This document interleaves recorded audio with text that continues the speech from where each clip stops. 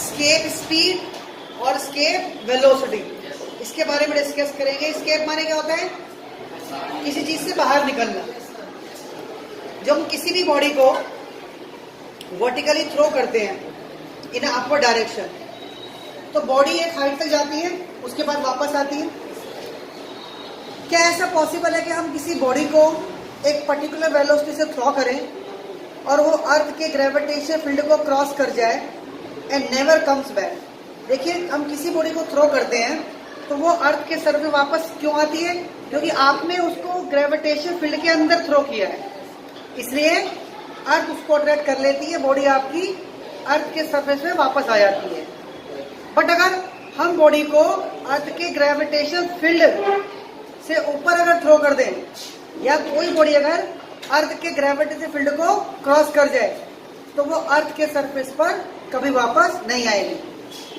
तो वो minimum velocity जिससे हम किसी बॉडी को प्रोजेक्ट करें ताकि वो अर्थ के ग्रेविटेशन फील्ड को क्रॉस कर जाए and never comes back on the surface of earth, तो वो जो मिनिमम स्पीड है या मिनिमम वेलोसिटी है, that is called escape velocity और स्केप स्पीड। आप इसको कैलकुलेट कैसे करते हैं? सपोज ये अर्थ है, radius r and mass m, या मेरे पास सरफेस पे कोई बॉडी है जिसका मास है m। हमने इसको थ्रो करना है, कहाँ थ्रो करना है? ऊपर कितना? एक ग्रेविटेशन फील्ड को क्रॉस कर जाए, तो वो जो लिमिट है, वो लिमिट क्या है? अप टू इंफिनिटी है।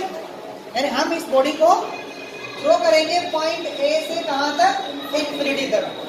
और पॉइंट ए की पोजीशन क्या है? सेंटर से कैपिटल आर। ठीक है।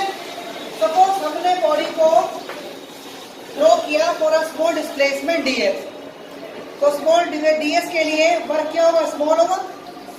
तो स्मॉल वर्क हमारे पास क्या आ जाएगा? F into DS. Total work के लिए आप इसको इंटीग्रेट करोगे एफ डीएस को, लिमिट क्या होगी? ए पॉइंट से इंफिनिटी, ए पॉइंट यानी आर टू इंफिनिटी। फोर्स और ग्रेविटेशन फोर्स बॉडी और अर्थ के बीच में G M M by x square from R to infinity. और ये डिस्टेंस में एक्स की टर्म में लेके चल रहा हूं, तो इसलिए मैंने यहाँ पे क्या लिखा है? X square. G M M by M M तो कांस्टेंट है, we have integration of x to the power -2। इसको इंटीग्रेट करते हैं। This is x -2 + 1 divide by -2 + 1, simply using the property of integration. It become -1/x। Limit put करते हैं, 1/∞, minus बाहर ले लो, ऐसे करो आप, तो 1/∞ -1/r। 1/∞ की वैल्यू क्या हो जाएगी? 0। यानी आपका वर्क क्या हो गया? Gmm/r। और यही वर्क आपका स्टोर होगा in case of escape, in case of what ना, ये वर्क आपका स्टोर होगा in the form of energy, क्योंकि वर्क हमेशा किसी न किसी एनर्जी की फॉर्म में स्टोर होता है। और यहाँ पर बॉडी आपकी मूव कर रही है, जब बॉडी को आप थ्रो करोगे तो मूव करेगी वो, यानी ये वर्क आपका स्टोर होगा in the form of kinetic energy of the body. यानी ½ mv² = Gmm/r। और उस केस में ये जो वेलोसिटी है, it become the escape velocity. तो यहां से स्केप वेलोसिटी की वैल्यू क्या आ जाती है? 2Gm/r in root, right? Now, as we know, small g equal to capital Gm/r²। ये वैल्यू हम पुट करते हैं यहां पर।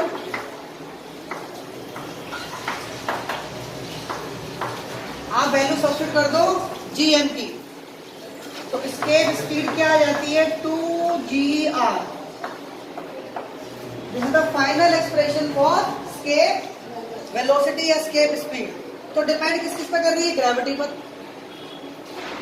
जिस भी प्लैनेट की आप एस्केप स्पीड निकाल लो उसकी ग्रेविटी पर डिपेंड करती है और डिपेंड करती है रेडियस ऑफ अर्थ पर।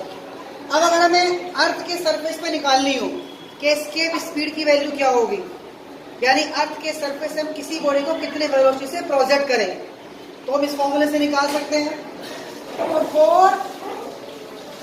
For the surface of earth,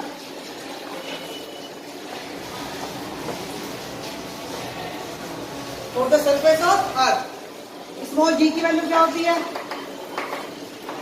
9.8 metre per second square. R is the radius of earth 6400 kilometre.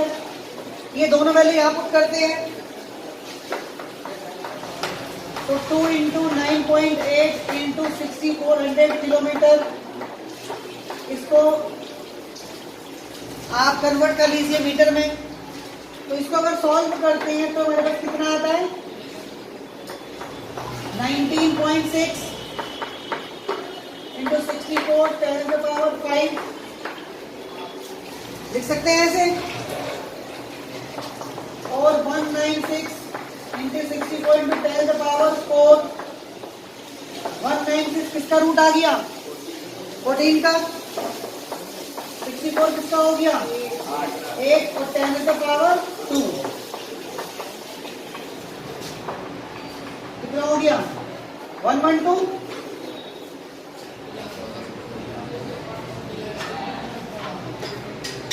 Metre per second, और वी कैन राइट 11.2